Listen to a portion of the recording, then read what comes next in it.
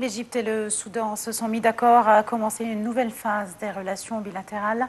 Dans un communiqué conjoint, le président Abdel Fattah el-Sisi et son homologue soudanais Omar el-Béchir se sont mis d'accord sur le lancement d'une nouvelle phase des relations fraternelles entre les deux pays afin d'aider au développement et à la prospérité des deux États. Ce communiqué a été publié hier, juste après la rencontre entre el-Sisi et el-Béchir en marge de la 28e Assemblée générale de l'Union africaine. Les deux leaders ont aussi affirmé qu'ils œuvreront à développer la coopération économique, politique et sécuritaire.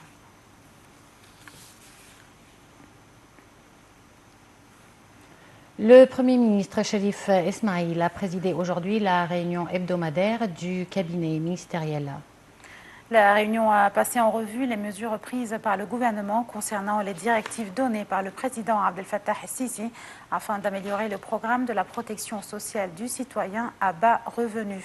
Le cabinet a également examiné les mesures visant à contrôler le marché dans tous les gouvernorats pour assurer la stabilité des prix des produits essentiels et des médicaments.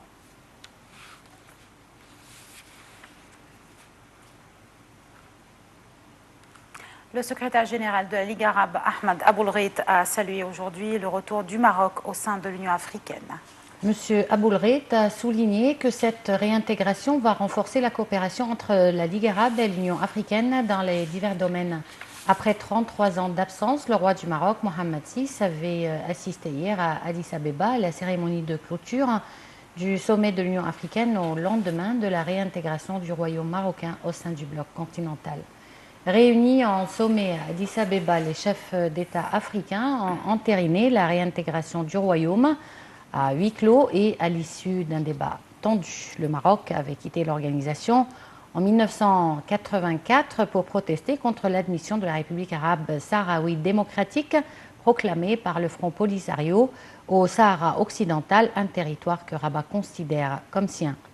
39 pays sur 54 se sont prononcés pour une réadmission sans condition malgré l'opposition et les réserves exprimées par une dizaine d'autres membres, Algérie et Afrique du Sud en tête, traditionnel soutien du Front Polisario.